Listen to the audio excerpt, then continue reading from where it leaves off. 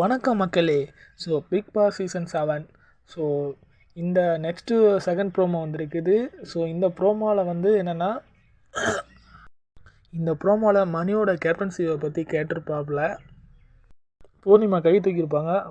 பூர்ணிமா வேணிக்குன்னே கமல் தாண்டி போயிருப்பார். பூர்ணிமா சொல்லியிருப்பாங்க, என்னை ஸ்கிப் பண்ணிட்டீங்க சார் அப்படின்ட்டுருப்பாங்க.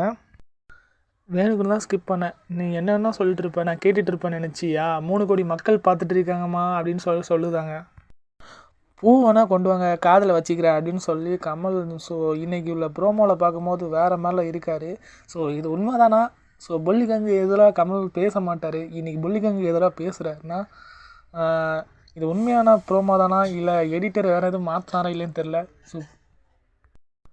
பூர்ணிமா ரொம்ப நாள் ஜாலியாக வச்சுருந்தாரு, கேட்காம இருந்து. பூர்ணிமாவுக்கு ரொம்ப நாள் ஜாலியாக இருந்துச்சு. ஆனால் இன்றைக்கி பூர்ணிமா கேட்டிருக்காங்க. ரொம்ப நாள் கேட்காம இன்றைக்கி மொத்தமாக வச்சு செஞ்சிட்டாரு. மாயா பூர்ணிமாவுக்கெலாம் மூஞ்சே கிடையாது, பூர்ணிமா வச்சு செஞ்சிட்டாரு. பூ கொண்டு வா, என்னன்னாலும் பேசிட்டு இருப்ப, நீ அப்பவும் கூட பொய் தான் சொல்லிட்டு இருப்ப.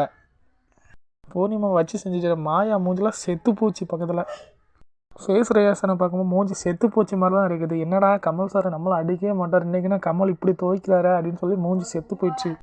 போன வாரம் அர்ச்சனா தினேஷ் வச்சு செஞ்சுட்டு இருந்தார். இன்றைக்கி என்னென்னா புள்ளிக்கு அங்கே பிடிச்சி அடிக்கார்.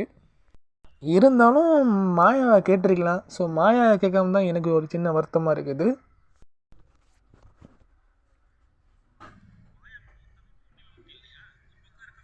மாயா மட்டும் இல்லையா? அந்த குறும்படம் பார்க்கும்போது தினேஷ் அந்த மாதிரி தான் வெல்த் வாங்கிட்டான்னு நினச்சா, மாயா பூர்ணிமா தான் வெல்த் வாங்கியிருக்காரு. அதுக்கப்புறம் அர்ச்சனாவை ஃபஸ்ட்டு சேவ் பண்ணியிருக்கான்னு நினைக்கிறேன். கிளாப்ஸ்லாம் பயங்கரமாக வந்திருக்கு. மாயா பூர்ணிமா மூஞ்சிலாம் செத்து போச்சு. இந்த வீடியோ உங்களுக்கு பிடிச்சிருந்தால் லைக் பண்ணிவிட்டு சப்ஸ்கிரைப் பண்ணுங்கள் கைஸ். தேங்க்யூ.